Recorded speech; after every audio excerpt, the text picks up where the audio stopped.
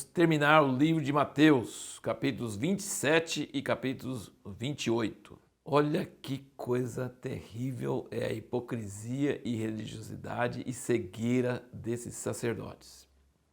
Realmente, pessoa religiosa é cega, não consegue enxergar. Eles não queriam entrar lá no fórum com Pilatos para não se contaminar, para poder comer a Páscoa, sendo que eles estavam matando um homem inocente. Eles não criam que ele era filho de Deus, obviamente. Isso eles não criam mesmo, né? Mas eles sabiam que ele não era culpado de nada. Então eles estavam matando um homem inocente, vendendo ele por 30 moedas de prata e estavam preocupados em não se contaminar para poder comer a Páscoa, para cumprir a lei de Moisés. Já pensou? E aí quando Judas arrepende e se suicida e joga as moedas lá, eles falam assim, a gente não pode usar essas moedas porque é preço de sangue. Então eles estão pegando o que Jesus falou, coando mosquito e engolindo camelo. Você já pensou? Aí eles pegam esse dinheiro e compram o campo do oleiro e cumprem exatamente o que Zacarias tinha profetizado. Aqui fala que é Jeremias, mas aí Mateus cometeu um erro. Não foi Jeremias, não, foi Zacarias que falou sobre as 30 moedas de prata e compraram o campo do oleiro. E depois, você vai ver no fim do capítulo 28, quando Jesus é ressuscitado, eles pagam os guardas para não falar. Eles não têm medo nenhum de Deus, nem de Jesus. Eles pagam os guardas para ficar calados e dizer que os discípulos roubaram, que eles dormiram. Eles dormiram na hora lá e os discípulos roubaram, para poder dizer que Jesus não ressuscitou. Então, é muita religiosidade e hipocrisia terrível desses sacerdotes. E nós vemos também aqui o problema das multidões, que coisa horrível. Porque as multidões seguiam Jesus e queriam curas, e quase queriam fazer ele rei. E ele era super popular, tão popular que os fariseus, os saduceus e os sacerdotes não queriam prender ele, não queriam dizer que o batismo de João era da terra, de medo da multidão. Agora, eles pediram Barrabás, um assassino, no lugar de Jesus. Não queriam Jesus ser solto, não. Queriam soltar Barrabás. E gritaram, crucifica-o. E aí Pilatos lava as mãos e diz, isso não é minha culpa, é culpa de vocês. Ele fala assim, seu sangue caia sobre nós. E de fato, caiu mesmo.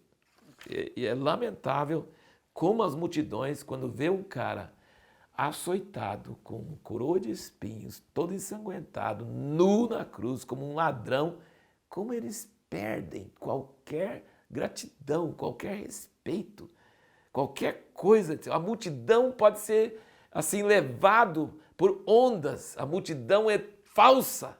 Popularidade é falsa. Nada que tem valor depende de popularidade. Nós não devemos depender da opinião das pessoas, da maioria. Não devemos depender disso, porque é falso. Eles queriam fazer Jesus rei, agora eles gritam, crucificam e pedem para liberar Barrabás. É uma coisa absurda. E a pergunta que nós fizemos no último vídeo, que é muito interessante, é por que as pessoas achavam que a morte de Jesus provava que ele não era filho de Deus? Olha aqui no capítulo 27, versículo 39. Os que iam passando blasfemavam dele, meneando a cabeça. Ele foi crucificado com 2 salteadores num lugar público, onde tinha pessoas, transiam de pessoas passando. E eles blasfemavam dele, meneando a cabeça, dizendo, tu que destróis o santuário e em 3 dias o reedificas, salva-te a ti mesmo. Se és filho de Deus, desce da cruz. De igual modo também os principais sacerdotes, os escribas e anciãos, escarnecendo, diziam, a outro salvou, a si mesmo não pode salvar, rei de Israel é ele, desça agora da cruz e cremos nele. Confiou em Deus, livre-o ele agora se lhe quer bem, porque ele disse, sou filho de Deus. O mesmo lhe assaram em rosto também os salteadores que com ele foram crucificados. Sabe o que eles pensavam? Eles pensavam que o Messias, e muitas profecias do Velho Testamento ensinam isso mesmo, porque falavam da segunda vinda e não da primeira vinda. Então, estava na cabeça de todos eles, estava na cabeça que o Filho de Deus só vai reinar, vai vencer os romanos e tirar o Império Romano de cima de nós, vai tornar Israel a capital do mundo. Israel vai ser chefe das nações, por causa do filho de Davi, que vem para reinar. E é filho de Deus. Deus vai deixar o filho dele morrer? Nunca. Deus é o Todo-Poderoso. O Todo-Poderoso pode deixar o filho dele morrer? Nunca. Entendeu? Então, eles não... E quando ele morreu, eles falaram assim, já era. Os discípulos, lembra dos discípulos? Você vai ver lá em Lucas, no caminho de Emaús. Nós pensávamos que era ele que ia livrar Israel. Nós pensávamos. Profeta poderoso. Os discípulos desistiram, perderam. Eles achavam que a morte é o fim de tudo. Acabou. Com a morte, acabou. Olha que coisa. Eles achavam que a morte do Filho de Deus provava que ele não era Filho de Deus. Porque se ele fosse Filho de Deus, o pai dele não ia deixar ele passar por isso. Então ele é absurdo ele falar que é Filho de Deus, sendo que o pai dele largou ele assim, então ele não é Filho de Deus. Eles achavam que não era Filho de Deus. Agora presta atenção numa coisa muito interessante.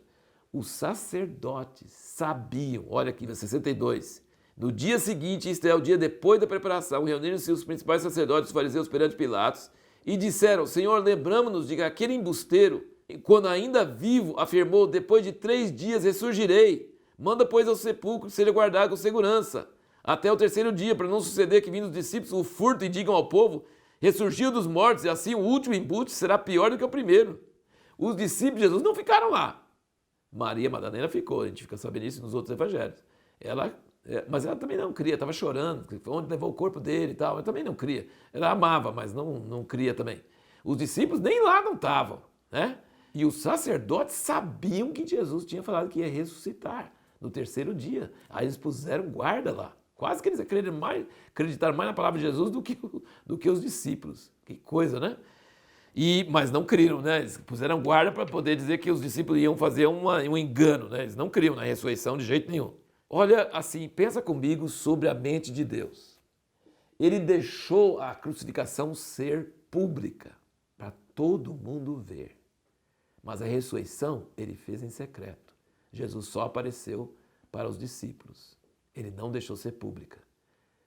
A morte pública, a ressurreição secreta, sigilosa. Por quê? Porque Deus não quer pessoas que creem por ver.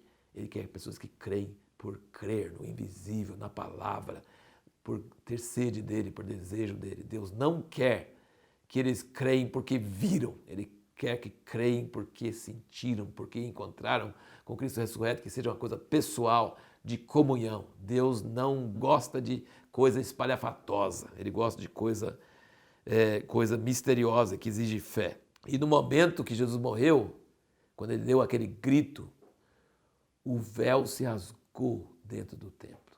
Que coisa maravilhosa, que revela o sentido da morte de Jesus. O véu que separava o Santo dos Santos do Santo Lugar foi rasgado na hora que Jesus morreu. Então a morte de Jesus era necessária para que nós pudéssemos ter acesso à presença de Deus.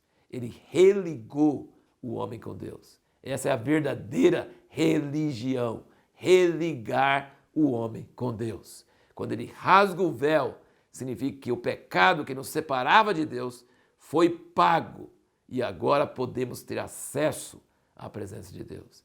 E aqui tem vários outros detalhes muito interessantes, né? Vários terremotos e a ressurreição e a aparição de Jesus aos 11 e depois a grande comissão e prometendo estar conosco todos os dias até a consumação dos séculos.